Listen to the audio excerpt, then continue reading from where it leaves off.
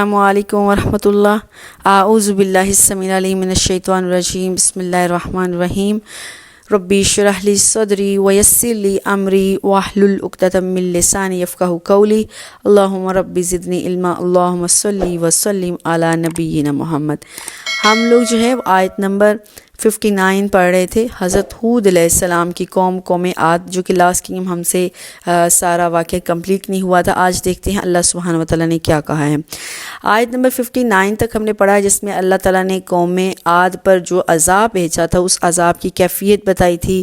وہ عذاب یہ تھا کہ اللہ سبحانہ وتعالیٰ نے ان کے اوپر تیز آندھی تھی، وہ آندھی اتنی تیز تھی کہ ہر چیز کو اپنے ساتھ اڑا کر لے گئی۔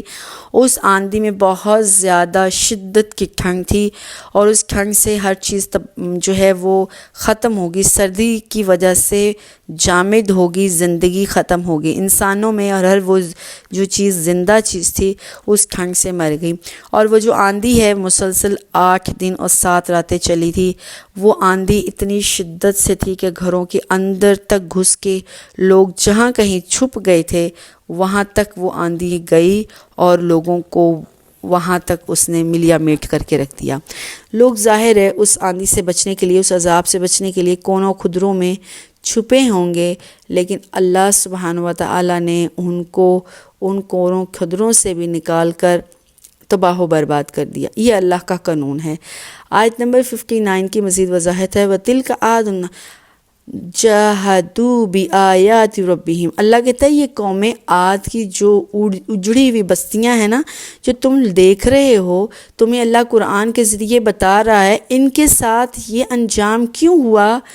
جَاهَدُوا بِآيَاتِ رَبِّهِمْ، انہوں نے اللہ کی آیات کا انکار کیا تھا، وَعَصَوْا رَسُولَهُ، اور اللہ کے رسولوں کی نافرمانی کی تھی، وَاتَّبَعُوا أَمْرَ كُلِّ جَبَّارٍ عَنِيدٍ، اور انہوں نے ہر جابر سرکش طریقے سے نبیوں کی مخالفت کی، اور اپنے آپ کو جابر بن کر، طاقتور بن کر دکھلایا، اپنا ڈھنکا بجایا۔ لیکن ہوا کیا؟ وَأُتْبِعُوا فِي هَذِهِ الدُّنْيَا لَعْنَةً، اس دنیا میں بھی اللہ تعالیٰ نے ان کے اوپر لعنت بھیجی، وَيَوْمَ الْقِيَامَةِ، قیامت کے دن تک ان کے اوپر لعنت لگی رہے گی۔ کیسے؟ اب قرآن کے اندر پہلی الہامی کتابوں میں بھی تھا، اور قرآن کے اندر اللہ سبحانہ وتعالیٰ نے اس قوم کا تذکرہ کر دیا۔ جب تک لوگ قرآن پڑھتے رہیں گے ان لوگوں کا تذکرہ ہوتا رہے گا۔ اللہ کے ساتھ کوئی اپنے ساتھ نیکی کرتا ہے، اللہ کو رب مان لیتا ہے، اللہ کے سامنے جھک جاتا ہے، اپنے آپ کو چھوٹا کر کے اس کو بڑا مان لیتا ہے، جو غرور اور طاقت کا نشست سے نکل جاتا ہے، اللہ اس کے درجات کو بلند کرتا ہے۔ اللہ ایسی قوموں کے تذکرے بار بار زمین و آسمان میں کرتا ہے، رہتی دنیا تک کرتا ہے۔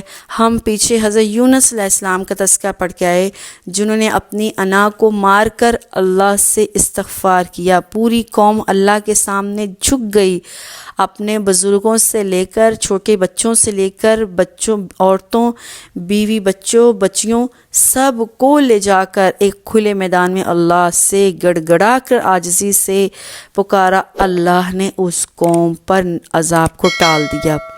جب اللہ کے سامنے کوئی گڑ گڑاتا ہے، اللہ سے توبہ کرتا ہے، اللہ کو اپنا رب مان لیتا ہے، عاجزی اور انکساری اختیار کرتا ہے، اللہ ان انسانوں کو، اس قوم کو، اس قبیلے اور خاندان کو ہمیشہ سر بلند کرتا ہے۔ ایسی بہت سی مثالیں ہیں تاریخ میں، جنہوں نے رب کو صدقے دل سے مانا تو اللہ نے ان کا تذکرہ زمین و آسمان پر کیا۔ اس کے علاوہ ہمیں سورہ الکہف میں اصحاب کہف کے اندر رہنے والے وہ نوجوانوں کا قصہ بھی ہمارے ذہنوں میں آنا چاہیے۔ انشاءاللہ آگے مزید وضاحت کے ساتھ ہم پڑھیں گے۔ انہوں نے اللہ کو خالص ہو کر پکارا، اس پوری جابر دنیا میں صرف وہ 9 یا 7 بچے تھے جنہوں نے اپنے رب کو صدقے دل سے مانا، اس کی عبادت کی، شرک و بدعت جیسی لعنت سے اپنے آپ کو محفوظ رکھا۔ اللہ نے ان کی نشانی کو، ان کے تذکرے کو محفوظ کر لیا، اس جگہ کو محفوظ کر لیا، ان کی ایک ایک چھوٹی چھوٹی بات کو محفوظ کر لیا۔ اللہ نے قرآن میں ایک سورت نازل کر دی، اللہ نے نہ صرف قرآن میں بلکہ باقی الہامی کتابوں میں ان کا تذکرہ کیا۔ یہ وہ نوجوان ہیں جن کا تذکرہ نہ صرف مومن کرتے ہیں، یہود و نصارہ بھی کرتے ہیں، ہر ایک کی کتاب میں ان کی فضیلت، ان کا تذکرہ آیا ہے۔ تو اللہ کہتا ہے کہ جب کوئی اللہ سے جڑ جاتا ہے، وہ دنیا کو دکھلاوا اور ریاکاری کی خاطر نہیں پوچھتا، اللہ کو صدق کے دل سے اپنا رب مان لیتا ہے، اس کی کہی ہوئی باتوں کے سامنے لبیک کہتا ہے، اللہ اس کو دنیا میں بھی شان دیتے ہیں، اللہ آخرت میں بھی شان دیتے ہیں، اللہ ان کے درجات کو بلند کرتے ہیں۔ خود رسول اللہ صلی اللہ علیہ وسلم کی زندگی میں آپ کے سامنے آپ کے صحابہ جب اللہ کے نبی معراج پر تشریف لے کر گئے ہیں، اللہ کے نبی نے ان کے محل دیکھے، ان کے تذکرے چلتے وہ زمین پر تھے، ان کے قدموں کی چاپ اللہ کے نبی نے ساتوں آسمان کے اوپر دیکھے، رہتے وہ زمین پر تھے، رضی اللہ تعالی عنہم اجمعین، اور اللہ سبحانہ و تعالیٰ نے فردوس میں ان کے لیے محل پہلے ہی تیار کر رکھے تھے۔ ان سب کے پیچھے کیا ہے؟ مگر لگتی ہے محنت، بہت زیادہ محنت کرنا، اپنے دل کو مارنا، جستجو کرنا۔ اللہ جستجو کرنے والے کی جستجو، محنت کرنے والے کی محنت اور لگن کو کبھی ضائع نہیں کرتے، بیکار نہیں کرتے، رائیگاں نہیں چھوڑتے ہیں۔ اور اب یہ قوم ہے، قوم اتنی طاقتور ہے، مضبوط ہے، جاہ و جلال کی مالک ہے، قوم شاہی زندگی گزار رہی ہے۔ کون سی قوم؟ جن کا ہم تذکرہ پڑھ رہے ہیں، آیت نمبر 59 ہے، قوم عاد۔ ان کا ڈھنکا پوری زمین پر بجتا ہے، اور یہ قوم اتنی طاقتور تھی، یہ قوم اور آگے قومیں جو ہے سمود علیہ السلام کی قوم، جن کے نبی حضرت صالح ہیں، یہ قومیں اتنی طاقتور، بلند قد و قامت کی، مضبوط تھیں۔ یہ قومیں زمین پر گھر بنا کے نہیں رہا کرتی تھیں، یہ کہتی تھیں کہ ہمارے لیے توہین ہے، ہماری شان و شوکت کے مطابق نہیں ہے، زمین پر تو کیڑے مکوڑے سوتے ہیں، حشرات سوتے ہیں، ہم تو انسان ہیں، وہ بھی لمبے قد اور طاقتور، جر و جوان۔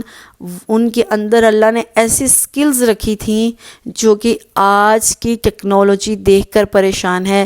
وہ کوئی جدید قسم کے ہتھیار نہیں، کوئی ٹیکنالوجی نہیں، کوئی کرین نہیں، کوئی مشینری نہیں، صرف ہاتھوں سے پہاڑوں کے اندر تراش کر انہوں نے گھر بنائے۔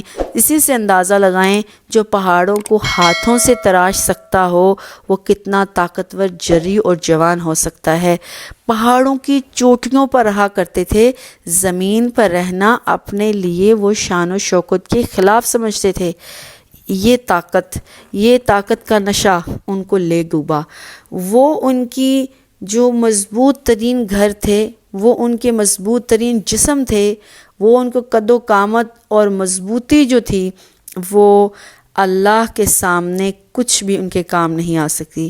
اور ان کا ڈھنکا جو بج رہا تھا، ان کی جو شاہی چلتی تھی، وہ تباہ و برباد ہو کر رہ گئی۔ وہ سارا کچھ ملیا میٹ ہو کے خنجرات میں بدل گیا، اور اللہ تعالیٰ کہہ رہے اس سے عبرت حاصل کرو، ان ساری باتوں سے ڈر جاؤ کہ جو بھی اللہ کے سامنے اللہ کا کھا کر غرائے گا، اللہ اس کے ساتھ یہی انجام کرے گا، اس کو یہی سزا ملے گی۔ رسول ان کے سامنے آئے، حضرت ہود علیہ السلام، لیکن انہوں نے اس رسول کی ذرا بھی پرواہ نہیں کی، رسول کی دعوت پر عمل نہیں کیا، توحید اور اصول دین پر جو ساری باتیں نبی نے کی تھی اس کی تکذیب کی۔ تو اللہ نے بھی ان کے ساتھ وہی کچھ کیا جو ان کے ساتھ ہونا چاہیے تھا۔ اللہ نے کہا ہے کہ دنیا میں بھی اللہ نے ان پر لعنت چپکا دی قیامت کے دن تک۔ اس کا مطلب یہ ہے کہ ان کا تذکرہ اب اچھے لوگوں میں نہیں ہوتا۔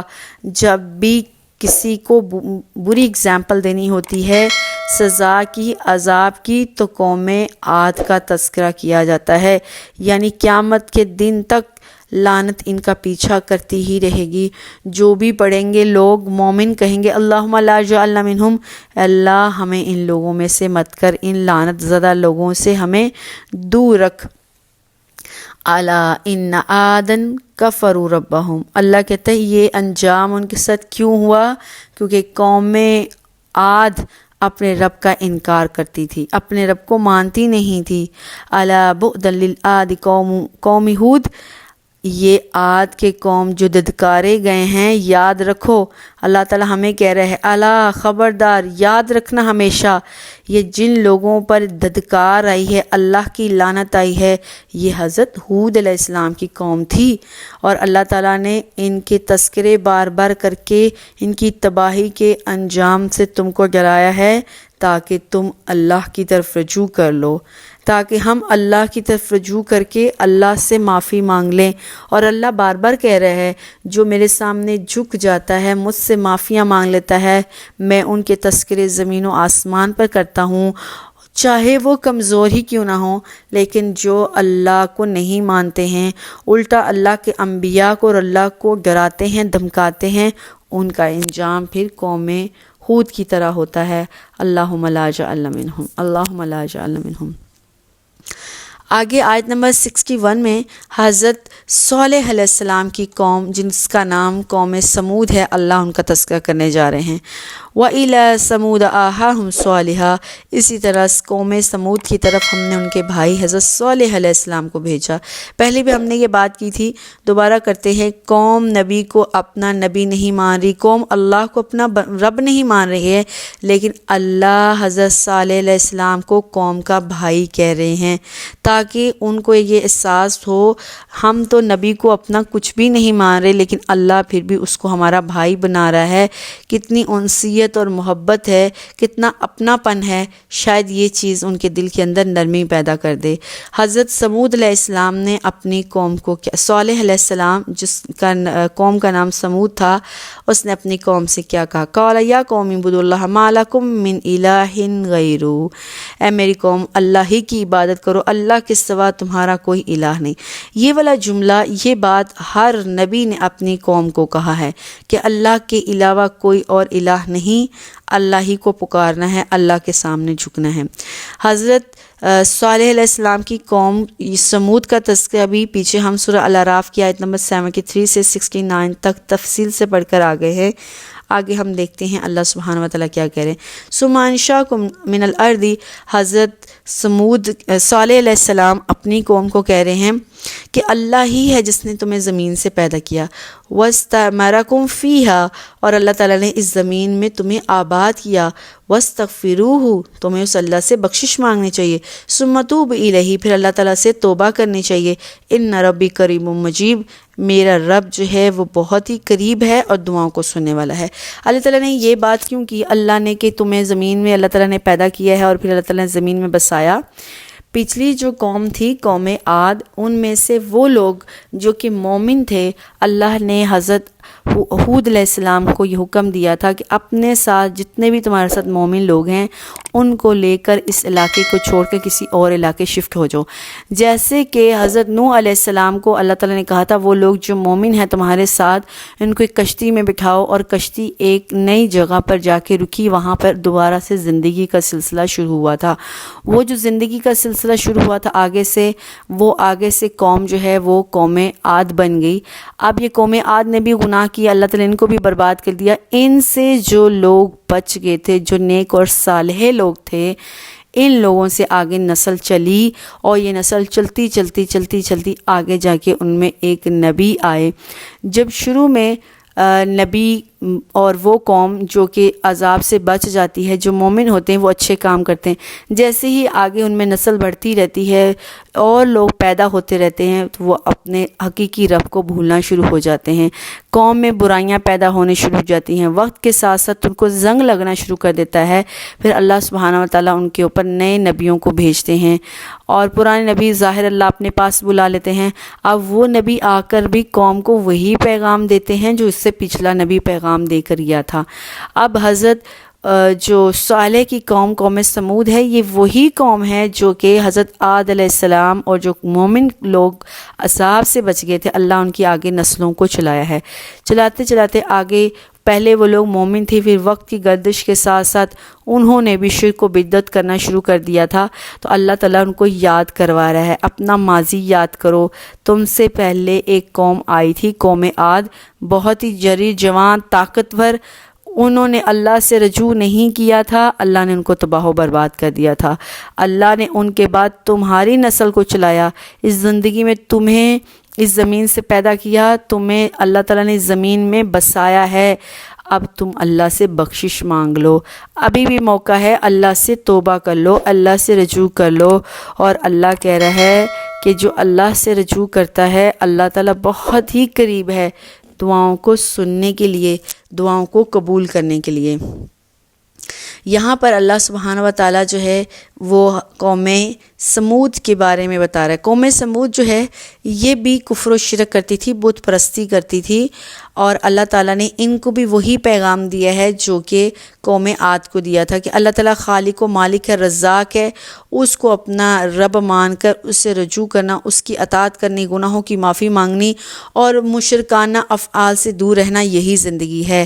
اور اللہ تعالیٰ یہاں پر بہت ہی خوبصورت محبت والے الفاظ استعمال کر رہے ہیں، وہ یہ ہیں کہ اللہ تعالیٰ گناہ گاروں کی دعاؤں کو بھی سنتا ہے اور قبول کرتا ہے، چاہے یہ قوم کفر و شرک کرتی ہے، چاہے یہ قوم بد عقیدہ ہے، لیکن اللہ نے ان کے دل میں یہ بات دوبارہ ڈالی ہے نبی کے ذریعے کہ تم کہیں اس گناہوں میں لپٹ کر پریشان ہو کر یہ مت سوچو کہ اب تو ہماری بخشش نہیں ہو سکتی، بخشش کے سارے راستے بند ہو گئے، ایسا نہیں ہے، بلکہ اللہ یہ چاہتا ہے کہ تم اب بھی گناہوں میں لتھڑے پڑے ہو، ڈوبے پڑے ہو، گندے ہوئے پڑے ہو، شیطانی عقائد نے تمہارے دماغوں کو گمراہ کر دیا ہے، تمہیں تمہارے راستے سے، پٹری سے ہٹا دیا ہے، لیکن اللہ سبحانہ و تعالیٰ سے توبہ کر لو، معافی مانگ لو، اللہ تعالیٰ تمہارے گناہوں کو معاف کر دے گا۔ نمبر 1۔ نمبر 2، اس آیت سے یہ پتہ چلتا ہے جب کسی مشرک نے، کسی گناہ گار نے اللہ تعالیٰ کے قریب جانا ہے، اپنی دعاؤں کو قبولیت دینی ہے، کسی بھی شخص، ہم ہیں، کوئی بھی ہے، اگر ہم چاہتے ہیں اللہ ہمارے گناہوں کو معاف کر دے اور اللہ تعالیٰ ہماری دعاؤں کو سنے، تو دعاؤں کی قبولیت کے لیے شرط یہ ہے کہ انسان سب سے پہلے اپنے گناہوں کا اعتراف کرے، اپنے گناہوں کی بخشش کروائے، استغفار کرے، استغفار کرنے کے نتیجے میں اللہ تعالیٰ ہماری دعاؤں کو سنے گا۔ آیت نمبر 61 جو ہے، جس میں قوم سمود کا تذکرہ ہے، اللہ نے وہاں ایک بہت خوبصورت میسیج دیا ہے، نہ صرف اس قوم کو رہتی دنیا تک جو بھی قرآن پڑھے گا اس کے لیے ہے، جس شخص سے گناہ ہو جاتا ہے وہ اپنے پٹری سے ہٹ جاتا ہے، وہ کفر و شرک کرنا شروع کر دیتا ہے، بد عقیدے کی طرف چل پڑتا ہے، اس کے پاس زندگی ختم ہونے سے پہلے، زندگی کی ڈور کٹنے سے پہلے ابھی بھی موقع ہے، وہ اپنے رب کی پہچان کر لے، اللہ سے استغفار کرے، معافیاں مانگے، وہ اللہ کو اپنے بہت ہی قریب پائے گا، یعنی اللہ اس کی دعاؤں کو سنے گا۔ دوسرا، ہر وہ انسان چاہے وہ نیک ہے نہیں نیک ہے، اللہ تعالیٰ نے دعاؤں کی قبولیت کے لیے شرط رکھی ہے کہ دعا کو قبول کروانے سے پہلے استغفار کیا جائے، اللہ تعالیٰ سے معافی مانگی جائے، اور دعاؤں کی قبولیت کے لیے اللہ کے نبی نے ہمیں طریقہ بتایا ہے، وہ یہ ہے کہ اللہ سے دعا مانگنے سے پہلے اللہ کے اوپر حمد و ثنا پڑھی جائے، اللہ کے نبی کے اوپر درود و سلام پڑھا جائے، اور اس کے بعد اللہ تعالیٰ سے بہت زیادہ عاجزی انکساری کے ساتھ معافی مانگی جائے، پھر اپنی حاجات کو، اپنی ضروریات کو، اپنی مشکلات کو اللہ کے سامنے رکھا جائے تو اللہ دعاؤں کو سنتا ہے۔ گویا کہ اس آیت سے ہم نے یہ سیکھا، قوم سمود کو جو اللہ نے میسیج دیا تھا وہ میسیج ہمارے لیے بھی ہے، ہم گناہ گار یہ مایوس نہ ہوں یہ سوچ کر کہ ہم گناہ گار ہیں، گناہ گاروں کی دعاؤں کو بھی اللہ سنتا ہے، لیکن ان کی دعاؤں کو قبول اور سننے کے لیے چھوٹی سی شرائط ہیں، وہ ہے استغفار، اللہ سے معافی، اللہ گناہوں کو معاف کر کے دعاؤں کو، التجاؤں کو قبول کرتا ہے۔ آیت نمبر 62 ہے قالوا یا صالح قد کنت فینا مرجو قبل هذا ان تنهانا ان نعبد ما يعبد آباؤنا وإننا لفی شک مما تدعونا الیہ مریب۔ بجائے کہ قوم حضرت صالح علیہ السلام کی بات کو مانتی، کہتے ہیں اے صالح اس سے پہلے کہ تو ہماری امیدوں کا سہارا تھا تو کیا تم ہمارے بتوں سے، ہمارے معبودوں سے عبادت کرنے سے اب تم روکے گا جنہیں ہمارے آباء و اجداد ایک زمانے سے پوچھتے آ رہے ہیں؟ جس بات کی تو دعوت دیتا ہے ہمیں شک ہے کہ تمہیں کسی چیز نے بے چین کر رکھا ہے۔ یعنی جب حضرت صالح علیہ السلام ان کو دین کی دعوت نہیں ابھی دینا شروع ہوئے تھے، اللہ نے حضرت صالح علیہ السلام پر نبوت کی بھاری ذمہ داری نہیں ڈالی تھی، تب تک حضرت صالح ان کے دوست تھے، ان کے قریبی تھے۔ اور یہ بات قرآن نے بڑی دفعہ کہی ہے کہ لوگوں میں اختلافات تب آئے ہیں جب ان کے اوپر اللہ کی کتاب آئی، اللہ کا میسیج آیا۔ اس سے پہلے سارے لوگ مل جل کر ہی ہوتے ہیں۔ یہاں پر بھی یہی بات کی کہ جب حضرت صالح ان کے اندر رہ رہے تھے، صالح علیہ السلام نبی ہمیشہ شروع سے ہی عقل مند، دانا اور ہوشیار ہوا کرتے ہیں۔ یہ بات بالکل سچ ہے۔ نبی جو ہے وہ عام انسان سے زیادہ طاقتور اور زیادہ سمجھدار ہوا کرتے ہیں، لوگوں کے لیے خیر کی امید ہوا کرتے ہیں، روشنی کا منبع ہوا کرتے ہیں، چراغ ہوا کرتے ہیں۔ لیکن جب نبی کفار کی بات کے مطابق بات کریں تو وہ خوش ہو جاتے ہیں، اور جب بھی نبی کفار کی بات کی مخالف بات کرتے ہیں تو کفار اس نبی کے اوپر الٹے الزامات لگانا شروع کر دیتے ہیں، اور ان کی اس عقل مندی کو، دانش مندی کو، ہونہاری کو جو ہے وہ کوئی اور نام دینا شروع کر دیتے ہیں۔ تو حضرت صالح کو بھی انہوں نے کہا کہ ہم تمہیں بڑا ہونہار، سمجھدار، دیانتدار سمجھ رہے تھے، ہمارے پاس تمہارے لیے بڑی توقعات تھی کہ تم ہمارے باپ دادا کا نام روشن کرو گے، ان کے مزید بت بناؤ گے، مزید کوئی چرچ بناؤ گے، مزید کچھ ان کے بت خانے بناؤ گے۔ لیکن الٹا ہوا کیا؟ تم نے اپنے باپ دادا کے دین سے سرکشی اختیار کر لی۔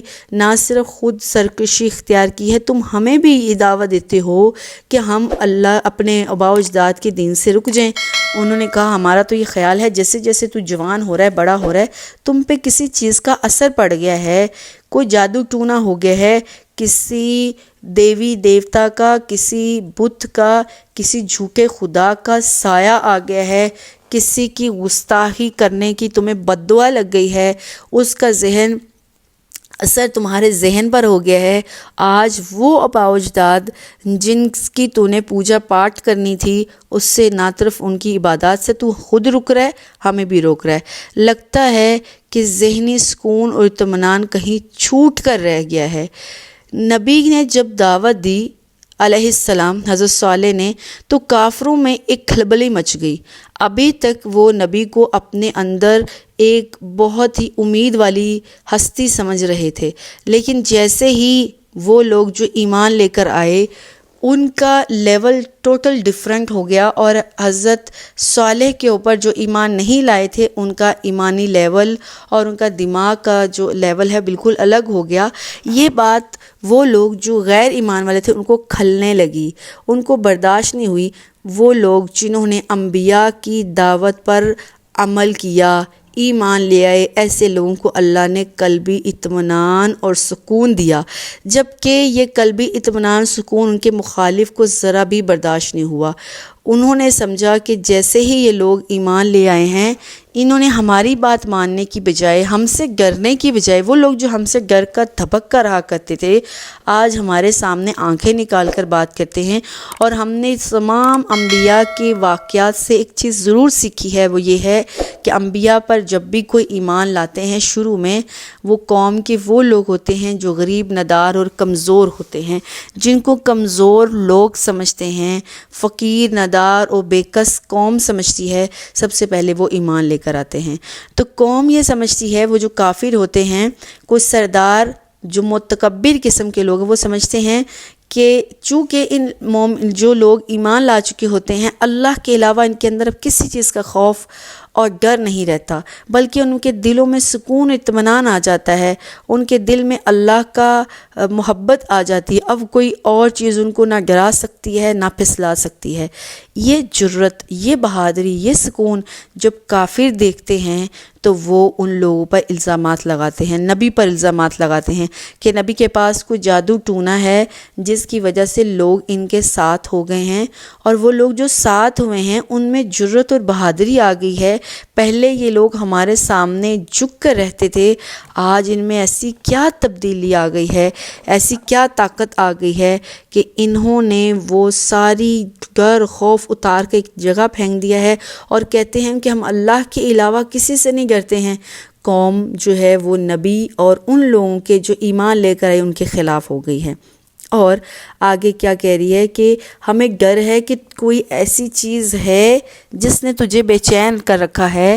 اے صالح ہمیں لگتا ہے کہ تو نے ہمارے آباء و اجداد کے جو بنائے ہوئے بت ہیں ان سے انکار کیا ہے، ان کی گستاخی کی ہے، کہیں تمہیں ان کی بد دعا لگی ہے، ان کی گستاخی کرنے کی سزا مل گئی ہے۔ آگے حضرت صالح علیہ السلام نے قوم کو جواب دیا، آیت نمبر 63، قال یا قوم ارأیتم ان کنت علی بینۃ من ربی منہ، تم سوچتے کیوں نہیں، یہ کیوں سوچتے ہو، الٹا دماغ کیوں چلتا ہے کہ مجھے قوم کی کسی تمہارے دیوی دیوتا کی بد دعا لگی ہوگی، ہو سکتا ہے میں واقعی سیدھے راستے پر ہوں۔ ذرا غور تو کرو، مجھے میرے اللہ کی طرف سے واضح دلائل ملے ہیں اور میں ان دلائل کی روشنی میں تمہیں صحیح بات کر رہا ہوں۔ وَآتَانِي رَحْمَةً، اللہ تعالیٰ نے مجھے اپنی طرف سے رحمت دی ہے اور وہ رحمت ہے نبوت۔ فَمَنْ يَنْصُرُونِ مِنَ اللَّهِ إِنْ عَصَيْتُهُ، تم میں سے جس نے میری نافرمانی کی اللہ کے مقابلے میں پھر میری کوئی مدد نہیں کر سکتا۔ وَمَا يَزِيدُونَنِي غَيْرَ تَأْثِيرٍ، تو پھر کیا ہوگا، تم نے میرے نقصان میں اضافہ ہی کر رہے ہوگے۔ اگر اللہ کو چھوڑ کر میں نے تمہاری بات مانی تو پھر کیا ہوگا، میرا نقصان ہوگا۔ اب مجھے اللہ کی بات ماننی ہے۔ اپنے آباء و اجداد کے نام وہ سمجھتے تھے، حضرت صالح جب سے منکر ہو گئے ہیں آباء و اجداد کے بتوں کے، آباء و اجداد کے دین کے، اس کو کوئی نہ کوئی پریشانی لاحق ہوئی ہے، اس کا ضمیر جو ہے، اس کا دماغ جو ہے وہ خراب ہو گیا ہے۔